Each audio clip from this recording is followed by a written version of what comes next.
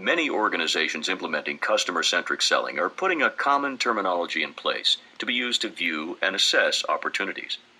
Part of this process is identifying who the key players are in any given opportunity. The first type of key player we talked about is a person we refer to as a coach. A coach does two things for salespeople. They provide information and do internal selling. Ultimately, we try to take one or more of our coaches and convert them into a champion. A champion also provides information, internal selling, but the difference is they are the people who can help you get access across the organization. Please note that the term champion does not imply any level within an organization. Access to key players can be gotten by going up, laterally, or down. The quality of a seller's life in an opportunity is often a function of how high their champion is.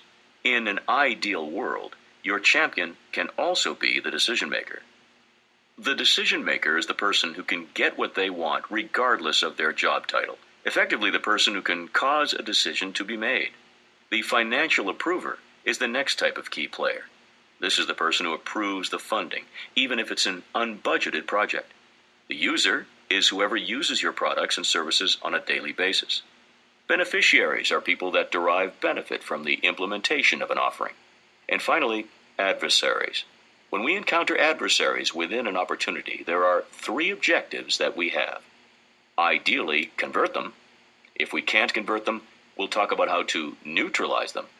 And if we cannot personally convert or neutralize them, we'll talk about how to utilize your champion or other key players in the opportunity to neutralize them for you. Notice also that individuals often serve multiple roles within an opportunity. In fact, on small transactions, a single individual could fulfill all of these roles. For any significant opportunity that you're working on, we recommend that you document who the key players are in that opportunity by creating a sphere of influence. At the center of the sphere of influence is your champion, and around the edges of the sphere of influence are the other key players involved in that position. Notice also, as part of the sphere of influence, we not only have the job title and the role that they play, but also the goal or objective that they have as part of the evaluation.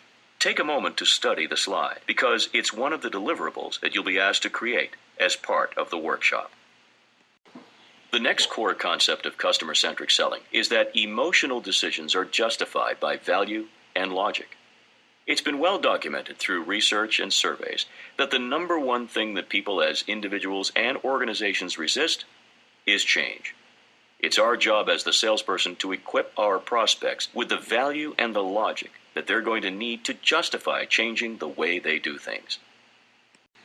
The next core concept of customer-centric selling is, in a competitive situation, you first have to make yourself equal, then make yourself different. Otherwise, all you'll be is different. In competitive situations, have you ever noticed that oftentimes the buyer has requirements already documented when they engage with you? In fact, those requirements typically match the capabilities that vendor A brings to the table. Vendor A, in all likelihood, helped shape that vision from the beginning. Then why would they look at columns B and C? In all likelihood, they have a company policy that requires they get a certain number of proposals, or they're looking for a price pressure to exert on vendor A based on the proposals they get from vendors B and C. In many cases, if you're vendor B or C, you're what we call column fodder. Your sole purpose in life is to help them check off the boxes so they can buy from the vendor they want to buy from. You'll also see during the workshop that buyers are leveraging the internet and social networking to reduce a seller's ability to influence their requirements. Sometimes the buyer requirements are not from a specific vendor, but rather an aggregate of everything they've seen. In such cases, it is also important to make yourself equal to the buyer's vision before making yourself different. The next core concept of customer-centric selling is don't close before the decision maker is ready to buy. There are 5 things that a decision maker needs to understand before they're ready to buy from you. There has to be an established set of goals, problems, or needs. They have to have a clear vision of how your offering will help them achieve their desired business outcomes. They have to believe that there is value in doing so. We have a short rule of thumb that we go by that says, the cost of pain always has to be greater than the cost of change. In other words, they have to perceive that it's costing them more to do things the way they currently do it than what you're asking them to invest with you. The fourth thing is that they are going to need to know the price. And the fifth thing is proof. No one buys based on blind faith. In the workshop, we'll talk about not only each of these 5 topics in detail, but when in the buyer's buying cycle each of these topics should be covered. If sellers close before decision makers are ready to buy, they pressure buyers.